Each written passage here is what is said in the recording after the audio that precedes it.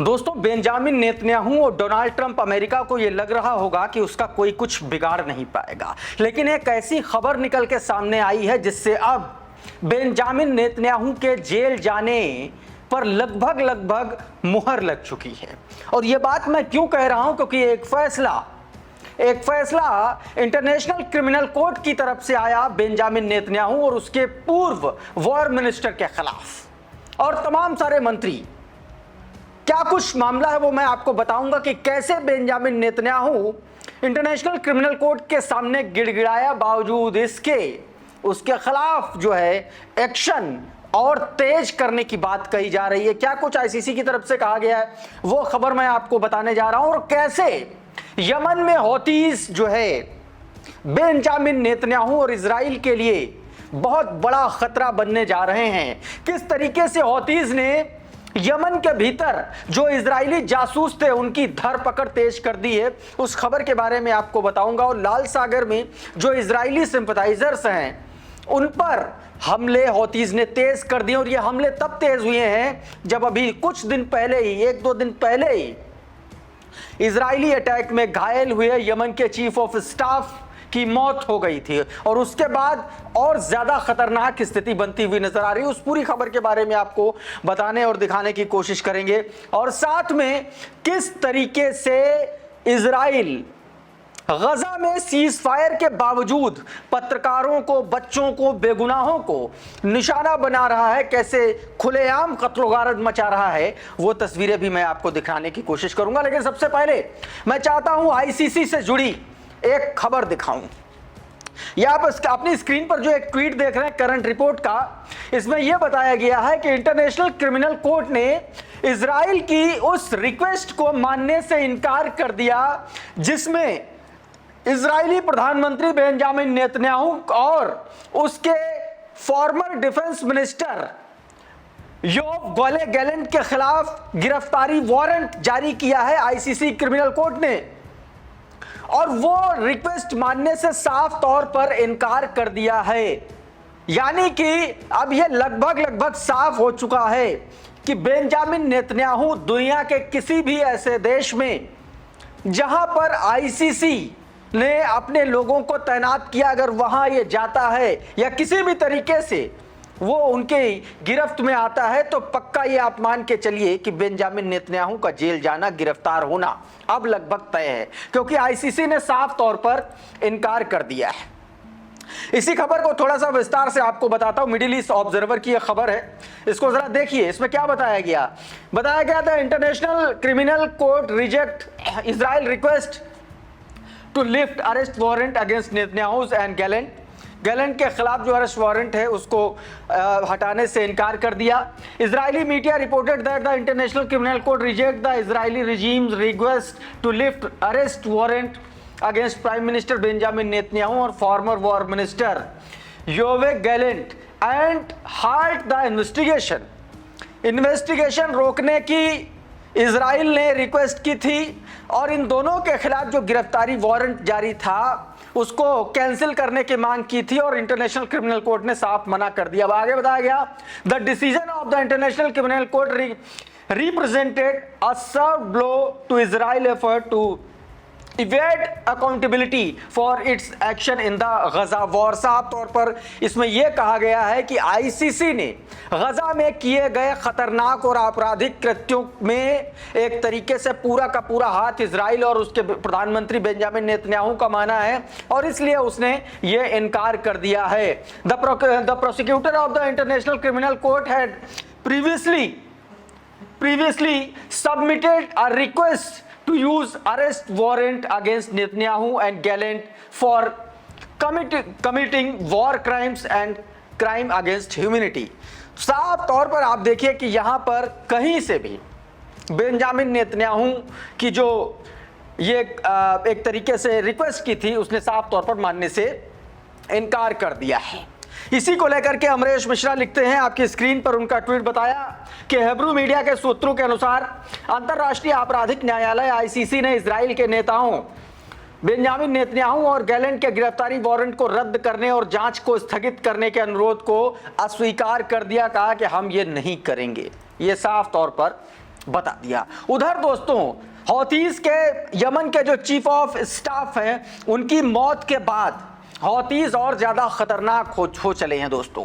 अभी ये खबर देखिए जरा, इसमें यह बताया गया है कि हौतीस ने यमन में यूनाइटेड नेशंस के 53 स्टाफ को जो है उनके घर रेड मारी है और उनका जो शक है हौतीस को कि वो अमेरिका और इजराइल के लिए जासूसी कर रहे हैं, उनके मोबाइल जब्त कर लिए, उनके घर में छापेमारी की, धरपकड़ जो है एक तरीके से हौतीस ने तेज कर दी है जासूसों के खिलाफ, जो इजरायली जासूस हैं, जो यूएन मेंबर्स के भेष में बैठे हैं और जो अमेरिका के लिए जासूसी करते हैं।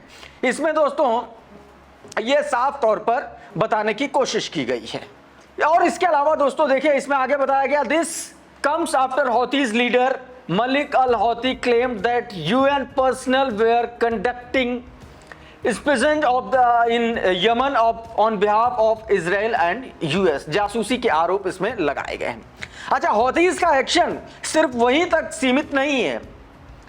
हौतीज ने दोस्तों बीते दिन एक शिप में भी जबरदस्त हमला किया। जरा ये आपकी स्क्रीन पर एक ट्वीट है करंट रिपोर्ट का, इसमें बताया गया Houthis struck a Cameroon flagged oil tanker causing a fire and served damage, forcing a crew to abandon the ship। यह बताया गया कि एक शिप को निशाना बनाया हौतीज ने रेड सी में, जिस पर कैमरून का फ्लैग था और उसमें आग लग गई निशाना बनाए जाने के बाद, और उसके बाद उस शिप में सवार, वेसल में सवार 26 क्रू मेंबर जो है बच गए और शिप को जो है आग लग गई, ये बताया गया। एक नहीं, एक और शिप जो है जलाया गया है। देखिए जरा, मेगाट्रॉन की खबर बता रही है कि Houthis hit another ship in near Yemen, UK MTO says fire on board. इसमें यह साफ तौर पर बताया दोस्तों कि एक और शिप को यमन के जो हूती विद्रोही हैं उन्होंने जहाज को निशाना बनाया और यूकेएमटीओ यानी कि United kingdom marine time trade operations के अनुसार जहाज में आग लग गई। यानी कि एक ही दिन में हौतीज ने 2 शिप को निशाना बनाया है। उधर साउथ कोरिया में बेंजामिन नेतन्याहू का विरोध इस कदर है कि लोग सड़क पर राह चलते उसकी होर्डिंग लगा करके उस पर जूतों की बरसात कर रहे हैं, पत्थरों की बरसात कर रहे हैं। ये वीडियो जरा देखिए आप, किस तरीके से बेंजामिन नेतन्याहू को जूतों और चप्पलों से पीटा जा रहा है। इस वीडियो में आप साफ तौर पर देख सकते हैं। देखिए जरा, तमाम सारे लोग, महिलाएं हैं, पुरुष हैं, तमाम सारे लोग जो है जूतों से बेंजामिन नेतन्याहू की तस्वीर, उसकी होर्डिंग को पीट रहे हैं। इस तस्वीर में आप साफ तौर पर देख सकते हैं। एक और तस्वीर मैं आपको दिखाता हूं दोस्तों, जो बताती है कि किस तरीके से इजराइल सीज फायर के बावजूद गजा में जेनोसाइड कर रहा है। मेगाट्रॉन का ये ट्वीट जरा देखिए, इसमें बताया गया, despite the truce Israel against killed 11 Palestinian yesterday during the children's including children's.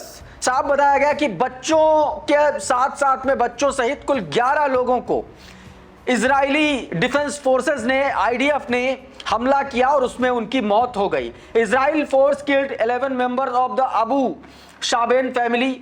ये अबू शाबेन फैमिली के पर उस घर पर हमला किया गया जिसमें 11 लोग मारे गए, including 4 children age 5 to 10 are strike in Gaza, जिसमें 8 बच्चे थे जिनकी उम्र 5 से 10 साल के बीच थी। दोस्तों टोटल 11 लोग इस हमले में मारे गए।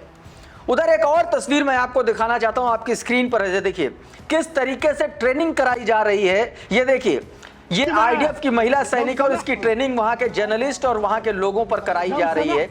ये जो गोले छोड़े जा रहे हैं, ये गैस के गोले हैं, ये वहां पर छोड़ करके बाकायदा ट्रेनिंग हो रही है। यानी कि फलस्तीनियंस पर ही एक तरीके से ट्रेनिंग सेंटर बना दिया, उन पर ट्रेंड कर रहे हैं। किस तरीके से आप सोचिए कि इस जेनोसाइड का क्या स्तर होगा, किस तरीके के ये लोग होंगे। तो सप्रेस न्यूज लिखता है कि Israel doesn't need training campus because it's soldier practice directly on Palestinian. लिख रहा है कि इजराइल को ट्रेनिंग सेंटर्स की जरूरत नहीं है क्योंकि उसके सोल्जर्स डायरेक्ट जो है फलस्तीनियंस पर ट्रेनिंग ले रहे हैं। And Israeli female soldiers can be seen practicing how to throw gas grenades at journalists and residents in कोबर इलाके में रेजिडेंस और जर्नलिस्ट पर किस तरीके से ग्रेनेड्स, गैस के ग्रेनेड फेंके गए नॉर्थ रमल्ला में। इन तस्वीरों में आप साफ तौर पर देख सकते हैं। उधर दोस्तों एक और खबर मैं आपको दिखाता हूं, बताता हूं, जरा ये खबर देखिए। ये देखिए, ये दो जर्नलिस्ट हैं इधर और ये सामने से दो महिला आईडीएफ सैनिक आ रही हैं और देखिए किस तरीके से ग्रेनेड फेंका उनके ऊपर, जबकि प्रेस की कैमरा है, उनके पास सारी चीजें, उसके बावजूद उनको निशाना बनाया गया। आप इन तस्वीरों में साफ तौर पर देख सकते हैं दोस्तों।